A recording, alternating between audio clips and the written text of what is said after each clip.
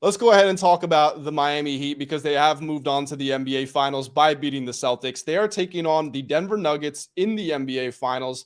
According to the betting odds, these are from DraftKings. The Denver Nuggets are a minus 400 favorite. The Miami Heat are a plus 310 underdog. Do you remember the opening line for this series? Was it Celtics minus six something? Celtics for the East? What do you mean? Yeah. For the Eastern Conference Finals, it was Celtics minus. Yeah, I think it was closer to minus 800, honestly. Okay, so they're expecting a closer series in the NBA Finals than they were in the conference finals then. Yeah, I just think you have to make it a little closer because the Heat did knock off the Bucks and the Celtics en route to getting here. So, I mean, if they listed the Nuggets at minus 800 and the Heat at like plus 700, it's like everyone's going to be on the Heat.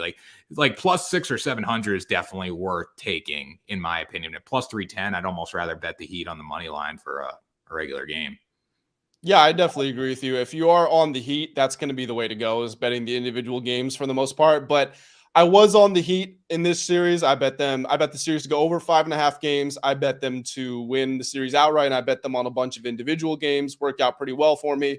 But Tanner, my faith has run out. I think the Nuggets are a superior team. And again, I love Jimmy Butler. I love the Miami Heat. I love the underdog story. I love Spoelstra. I'm not one of these people who's upset by the matchup. I don't care about the storylines and the narratives. These are the two teams playing the best basketball in the world right now. One is amazing on offense, one's unstoppable on defense. It's going to be fun to watch, but I think the Nuggets are just too powerful. I think the strengths the Heat have, I think the Nuggets can match them. I think the Nuggets have matchup advantages. I honestly could see this being a sweep. I've got the Nuggets in 5. And this is coming from someone who's been low on the Nuggets all year. So I just have a lot of faith in what they're doing right now. And I'm looking at this game to go under 5.5 games. I'm betting Nuggets minus 1.5 in the series props. Everything is coming up Nuggets for me. Yeah, Nuggets minus 1.5 is probably my most appealing bet for the series. When you look at the Heat, their whole run. Yes, they beat the Bucks, and yes, they beat the Celtics, but they beat the Bucks when Milwaukee had no momentum and Giannis was hurt in a few games, and that really did derail them early. And then the Celtics, the Celtics just didn't show up. And yes, Miami beat them. They had guys step up like Caleb Martin and like Duncan Robinson, but at the same time, too, Boston did not play great basketball throughout the entire series, and they had multiple chances to put Miami away.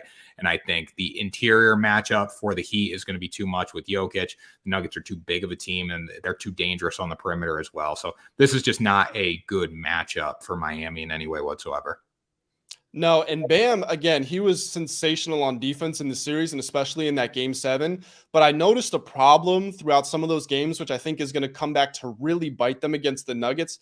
Jokic is averaging 13 rebounds a game in these playoffs, and he's too big. You can't move him out of the way when you're fighting for rebounds. And Bam is athletic and strong, but he's just a little too light. So he's going to have to be in the perfect position to even contend with Jokic in the first place.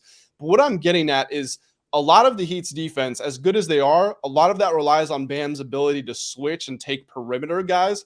And whenever they did that and they had mismatches, we're talking on Tatum and Rob Williams and Horford. The Celtics were able to grab a ton of offensive rebounds because the Heat were just too little, too light.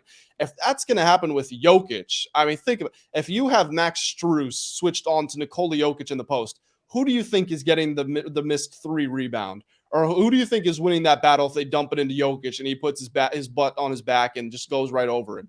It's not gonna turn out well for the Heat. And so they've got to keep Bam attached to Jokic pretty much the entire night. And if they do that, obviously, it's your best defender on their best offensive player, but you're also losing a guy who's so pivotal to you in terms of your perimeter defense and your switch ability.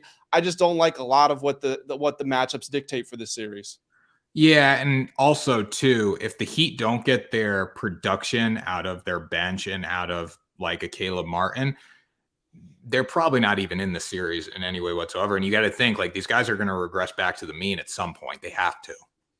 Yeah, absolutely. And I totally agree with that. And Denver has some of the best role players in the league, even the starters who not necessarily role players by nature or by name, but the other guys, not your stars, like Kentavious Caldwell-Pope, Aaron Gordon, Michael Porter Jr. Those are really, really solid starting 5 guys. And you need Gabe Vincent and Caleb Martin and Duncan Robinson to keep being the best they've ever been in their entire lives, just for you to have a chance, not to win the series, but just for you to have a chance. And you know what? I am betting against them. I would love to see them prove me wrong because they've been doing it all playoffs long. I just think it's going to run out at some point. No, I want the Nuggets to just obliterate the Miami Heat. I don't care about the underdog narrative. I'd rather see Jokic get his first than see Miami get the job done. I don't care about this underdog narrative at all. I want Jokic to win.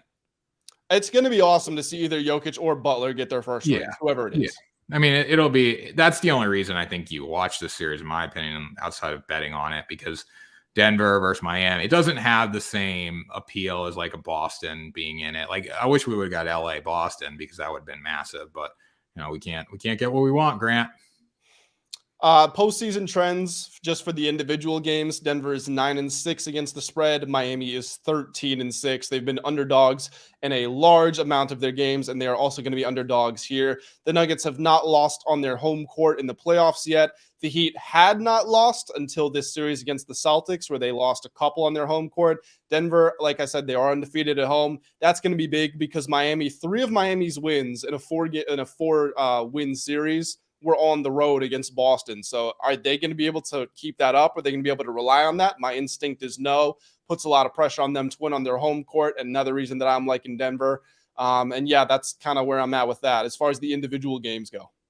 Yeah, I think Denver has every opportunity to win the series. They should win the series, but we can look back at the Bucks and the Celtics and say they should have won the series. But if the Nuggets play their best basketball and they come out and they leave no doubt and they get the ball down to Jokic and he's really good and he averages a triple-double, and then you got, Michael Porter Jr. and Aaron Gordon and all these guys stepping up, in addition to what Jamal Murray did earlier in the postseason in that last round, if he can bring that in this series, this shouldn't really be much of a series. And I know we want to get behind the Heat with the Disney movie narrative and stuff, but their time's going to come to an end here. Take the Nuggets -1.5. Take them. The under 5.5 is a little riskier for me, at least. But I like the -1.5. Yep, I'm with you. All right, Tanner, let's get the official predictions right now. I'm gonna go. I said it's gonna be 4 or 5. I'm gonna go Nuggets in 5. I'll respect Jimmy and I'll give him 1.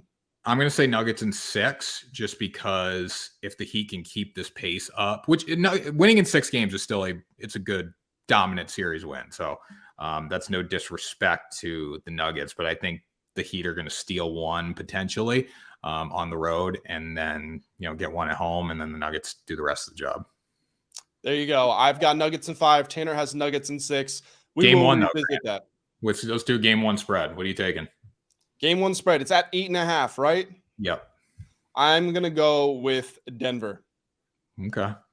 Why? I don't know. I mean, most people are like this, but I always have some trepidation betting large favorite spreads. But the Nuggets have 4 or 5 days extra rest. Like I said, they haven't lost at home yet. Another thing about the Nuggets, they were the number 1 offense in the league against the zone. We saw Miami go to the zone defense against Boston, and that took them out of their rhythm. They try that, they're going to get absolutely torched. I'm going to go in the Nuggets with a double-digit win in game 1.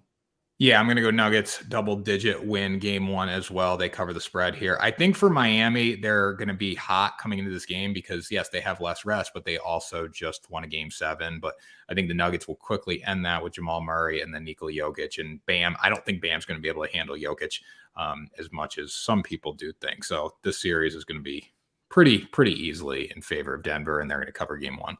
Yep. And Denver, they have Jamal Murray as well, one of the most explosive players in the league. Nobody on Miami is that explosive. No. That do it for the Nuggets and the whole NBA talk. We cover everything. Yeah. Shout out to the Nuggets because they're going to win the NBA Finals this year. You heard it. Hey, you heard it here first. And shout out to everybody that's been in the playoffs. Shout out to the Lakers and the Celtics as well, going out in the conference finals, but they kept us entertained, gave us some good talking points. So thank you to you guys. Did you see the Taylor Swift conspiracy theory, though? It's still true. I did not see this. What is this? All right. So basically, every city where Taylor Swift has performed an Eras tour in has been eliminated from the postseason. The last city she was in, it started with the Sixers. The Sixers got eliminated. The last city she was in was Boston. They've been eliminated. She's planning to go to Denver in a few weeks. Oh. She is not and will not perform in Miami. The farthest she got down the state of Florida was Tampa Bay. Do you think that counts? You think that's close enough proximity? No, not even close. You're still 3-4 hours. Like, she's been in the legit cities. I mean, I guess with New England, you could say it was Foxborough instead of Boston, but it's 45 minutes away, and that's where the Patriots play. It was Boston's team. So, I mean, It's coming true. So if you believe that, you might want to bet the Heat.